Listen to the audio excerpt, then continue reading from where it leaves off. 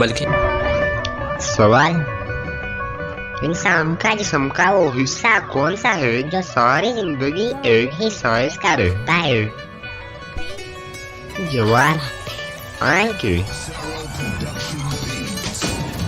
सवाल, पाकिस्तान के किस शहर को लिखते वक्त 15 नुक्ते लगाने पड़ते हैं? जवाब, पाकपतन शरीफ। सवाल, इस चीज का नाम बताए जो जिंदा हो तो दफना देते हैं और मर जाए तो निकाल लेते हैं। जवाब, औदा। सवाल, वो कौन सी जगह है जहाँ जाते लोग तो 10 है लेकिन वापस 9 लोग आते हैं? जवाब, कब्रिस्तान। सवाल, दुनिया में वो कौन सा बादशाह है जिसके पास महल नहीं? जवाब, जंगल का बादशाह यानी कि शेर।